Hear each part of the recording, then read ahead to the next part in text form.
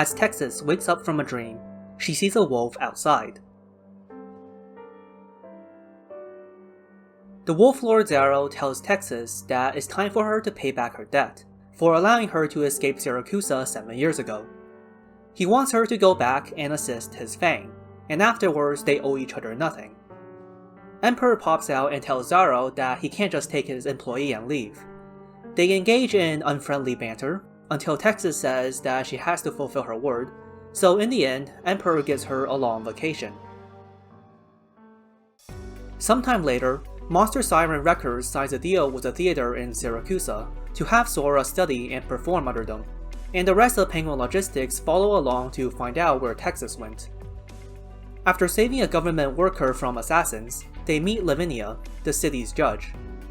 The art director of the theater, Bernardo, also arrives to greet Sora in person. He shows them the screenplay that they will be performing. The name isn't official yet, but internally they call it The Death of Texas. At the Saluzzo house, the family members are all talking about the Bologna family's control over the new mobile city that Siracusa is building, as well as the support they've been getting from the other families. They all quiet down once Alberto Saluzzo, the capo, begins to speak. He says that it's not time to act yet, and tell them not to make a move rashly or drop their guard. Then Lapland walks in. Alberto orders her to be kicked out since she is no longer part of the family, but she stabs the guy that confronts her. She walks up to Alberto, her father, and tells him that the Bolognese have gotten Texas back in Siracusa. Lavinia returns to the court to find that a case she has been working on was closed by another judge. The court clerk says that the judge was blackmailed that morning, and that not everyone is on such good terms with the Bologna family like Lavinia is. In the theater, Bernardo explains the plot of the play to Penguin Logistics. The first act begins when Colombia was first established, with many Syracusian families sending pioneers. Among them is Texas' grandfather, Salvatore Texas. The second act concerns some of Salvatore's finest moments in Colombia. The third act, and the one that's different in every version of the story, is the fall of the Texas family. The only thing people knew for sure is that Salvatore was killed by his son, who then declared the separation of the Texas family from Siracusa, which led to Signora Sicilia wiping out the entire family. Leon Tuzo Bologna asks Texas to accompany him for a party he will be attending. He tells her that the fall of the Texas family crippled the other families in Colombia, and they were forced to return to Siracusa, and along with them they brought back the tech to build mobile cities. With the new city near completion, however, there comes the issue of which family will control it. The Rosati family, who brought back the tech in the first place, rose to prominence after Texas' fall, and their leader in the city, Wallach, isn't content with just picking up after the Bolognese leftovers. Many people connected to the Bologna family have been attacked in recent months, so Leon tasks Texas with protecting the Minister of Construction, Karachi, while he gets to the party. At the party, we are introduced to Rubio, the Minister of Food Safety who climbed to his position by flattering the other families, and is looked down by the other officials. As Texas is escorting Karachi, she is suddenly attacked by Lapland. The other bodyguards try to protect Karachi while Texas fights Lapland. A car bomb explodes, instantly killing Karachi. At the same time, the partygoers are also attacked by Hitman, who is apparently targeting Leon. Texas returns and fights them off, but Leon is wounded in the process. Receiving news of Karachi's death, Lavinia arrives on the scene. She arrests Texas as a suspect and announces to the people present that she will find the murderer no matter what. Leon is brought back home by Dimitri, his right-hand man. He tells Leon that news of what happened had spread, and suddenly the Bolognese aren't so favored anymore. He's also not happy with how Leon's using Texas, and says she should be their weapon, not locked up by Lavinia.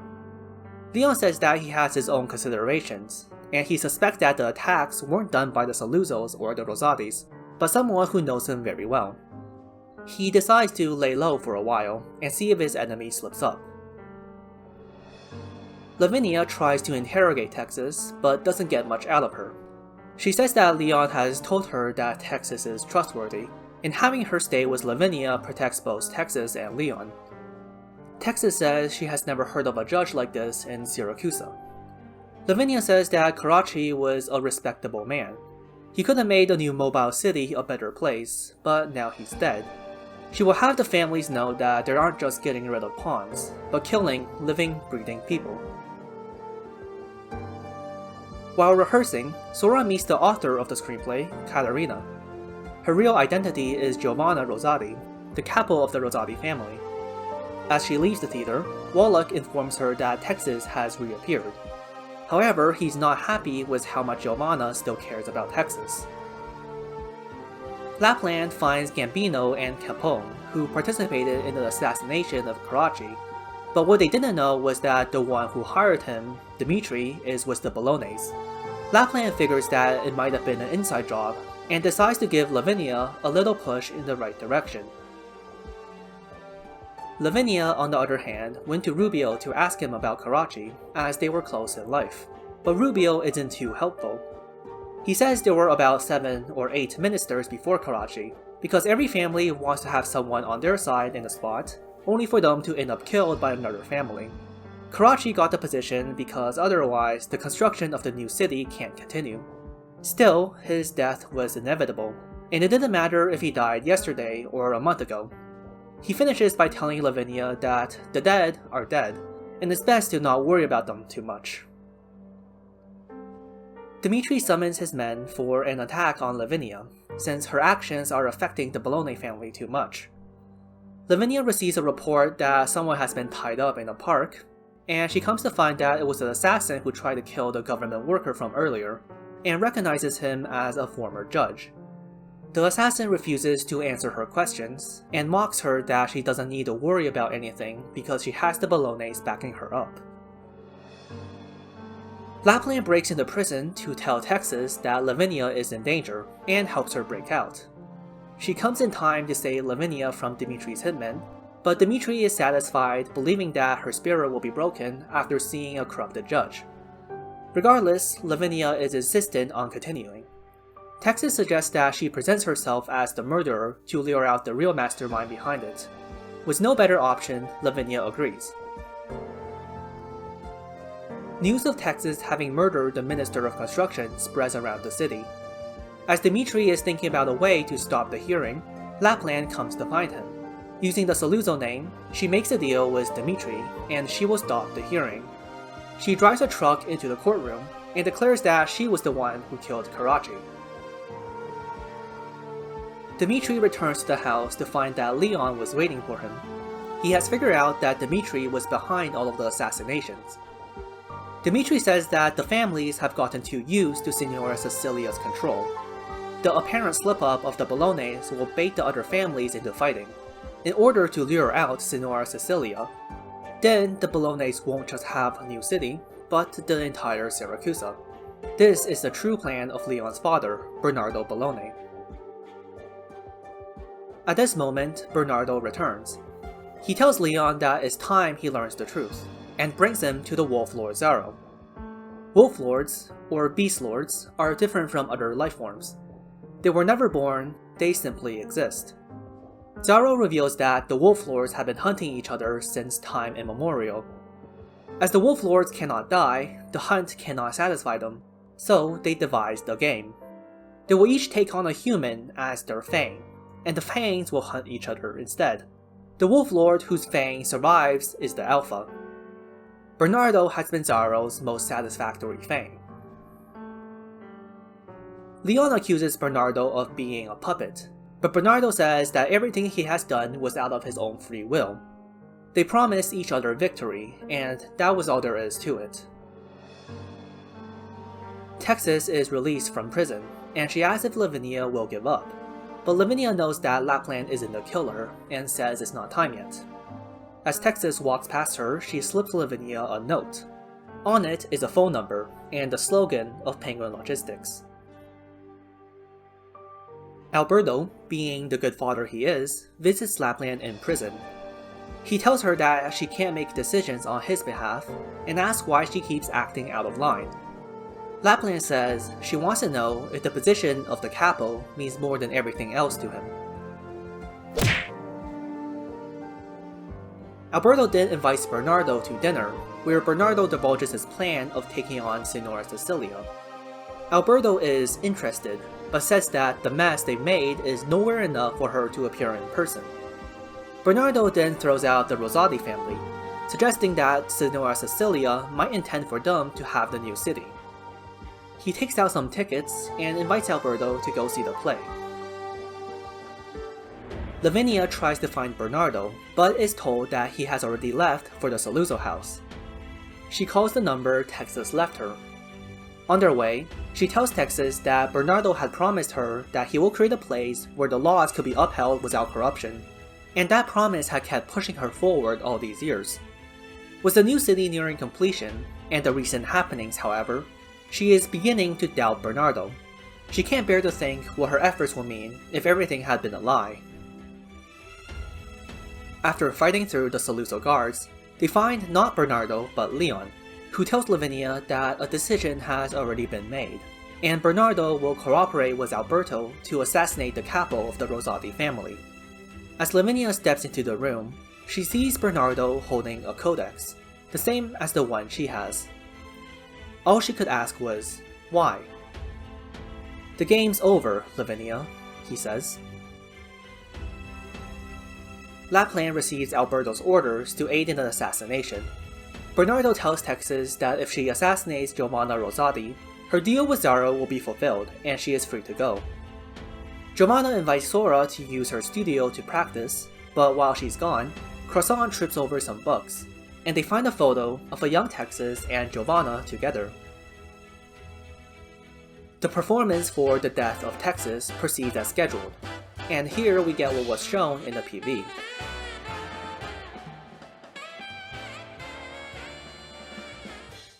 Giovanna is quite happy to see Texas, and even invites her to join her in Siracusa, but Texas refuses. She says she was there when her father killed her grandfather, and at that moment she grew tired of all of this. Despite Giovanna threatening that she will become the Rosati's enemy if she walks out the door, Texas still leaves. At the same time, Lapland reveals to Sora that she participated in an attack on the Texas family. As she was looking for Texas, however, the entire mansion went up in flames, and Texas was the one that started the fire. From her eyes, Lapland realized how she felt.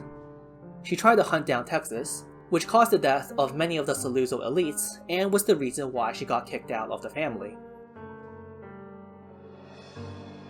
With all of this going on, Rubio asked Bernardo to allow him to become the new Minister of Construction, saying that he'll need a good puppet on the spot. Bernardo instead tells him that he was the one who killed Carracci, but he'll give Rubio the chance to walk out and pretend this never happened. Rubio insists, and Bernardo questions why, and Rubio's answer is power. He has waited his whole life for this opportunity. Power that Signora Sicilia can't give him, but Bernardo can. Texas jumps out the window and tries to look for Penguin Logistics, but she is stopped by an elderly Sancta. The Sancta says that Signora Sicilia is quite worried about her, and he'd like for Texas to stay and have a chat. The Penguin gang comes to save the day, and Exia asks if the Sancta can let them go for the sake of them being the same race. Surprisingly, the Sancta agrees, and tells them to take care. Exia also asks where she can find him if she wants to chat, and he says he is wherever the law is. As Penguin Logistics is celebrating their reunion, Sora receives a call from Bernardo, asking her to meet regarding Texas. Although Sora volunteers to stay as a hostage for Texas, Bernardo terminates their contract, and Texas will no longer be affiliated with the Bologna family.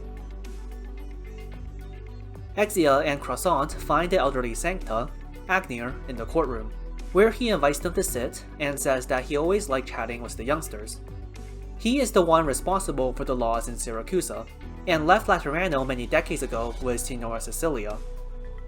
Croissant says that they have a friend who's caught up with the mafia, and wonders if there's a way to get her out. Agnir, knowing that they're talking about Texas, says that Bernardo is a man of his word. Croissant is worried that Signora Sicilia will punish Texas for what the Bolognese are doing. Agnir simply tells them that there's no absolutes in laws made by men. just like how he decided to let them go for no other reason than meeting a fellow Sancta. Bernardo arranges a meeting with Wallach, convincing him of the plan to take on Sicilia. He says Alberto is too cautious, which is not what he wants at this moment. In the end, Wallach decides to betray Giovanna. Lapland informs Texas of the deal, but when Texas arrives, she finds Giovanna on the ground. She's rushed to the hospital where she survives, but is still unconscious. Rubio is scheduled to make a speech regarding his new position. He meets with Lavinia beforehand, and asks Lavinia to take care of his wife and daughter. On the day of the speech, Lavinia comes to Rubio's house and finds his diary laid out on the table. His daughter says that Rubio wants it to be read, and within the diary, Lavinia finds Rubio's comments on the current state of Siracusa. He has always appreciated what Lavinia did, and wants her to continue he and Carracci's efforts.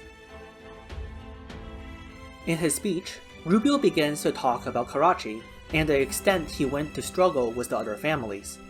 He then reveals Bernardo and Alberto's plan of taking the new city by force and using it to fight against Signora Sicilia. Upon hearing this, Alberto sends his hitman to kill Rubio.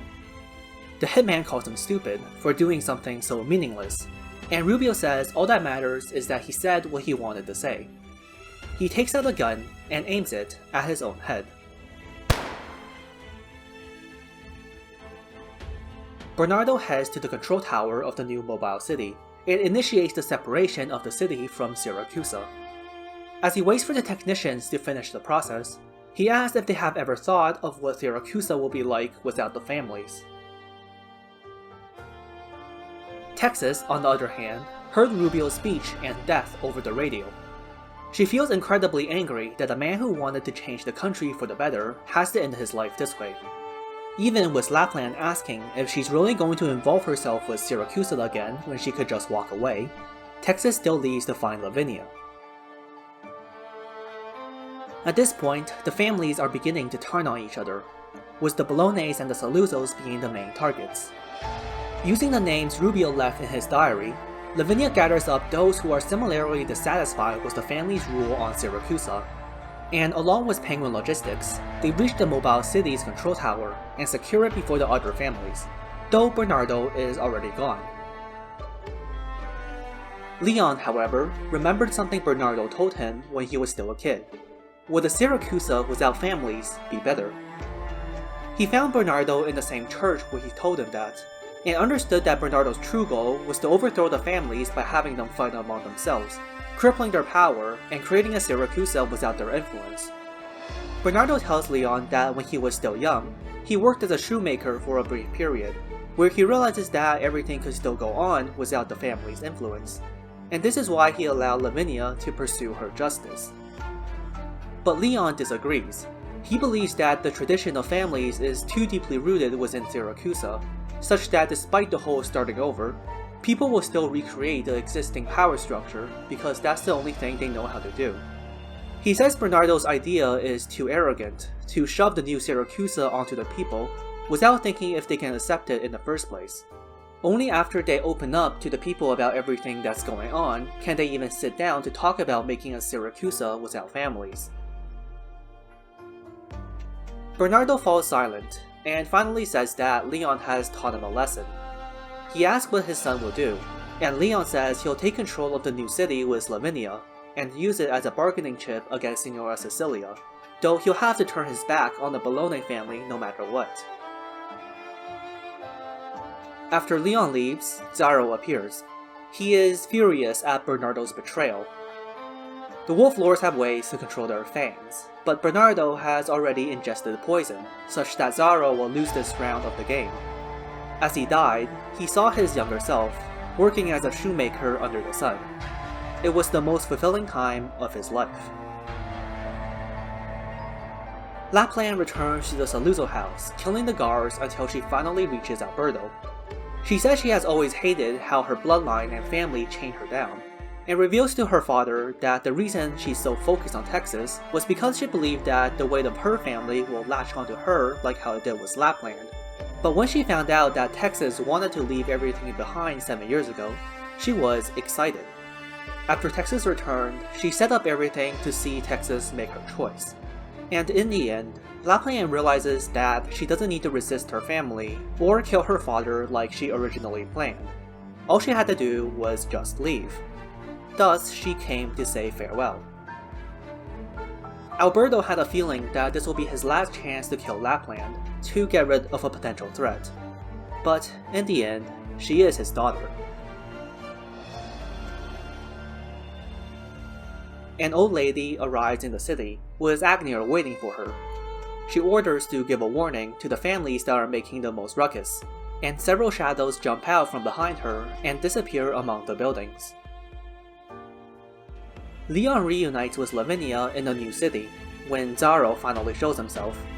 He cannot accept that he lost because of Bernardo, and decides to take his anger out on Leon. Before he can kill him, Emperor arrives with the other Wolf Lords.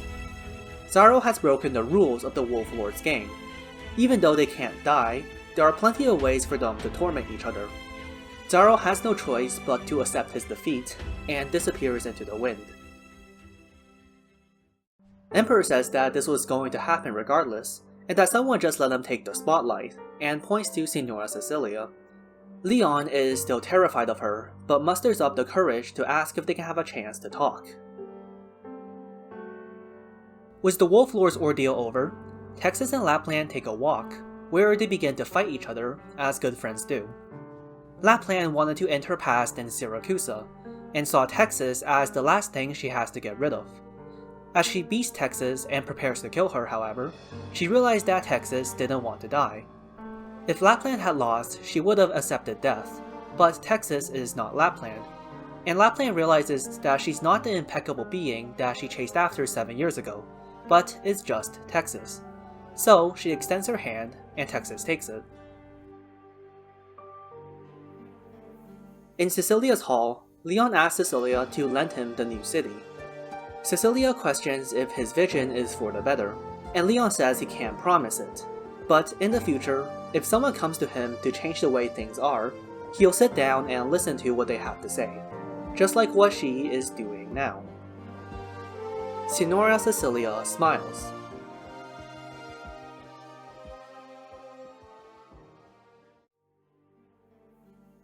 Crown Slayer returns to Siracusa to find her teacher. She left years ago when she thought she was strong enough, but now she doesn't know if she has the power to change anything. She suddenly feels fear. She opens the door, and her teacher is dead on the floor, and Red is standing by the corpse.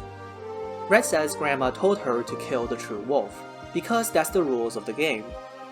Crown Slayer tries to stop her, but Red ignores her and runs out, looking for the other wolves. As Zaro is looking for a new fang, he finds Lapland. After finding her for 3 months, however, he realizes that he can't win. Even though he could kill her, he can't beat her in willpower. Her existence is like a wasteland, something that he cannot comprehend. For the first time in thousands of years, he decides to put down his pride in front of the unknown, and bows down to a human.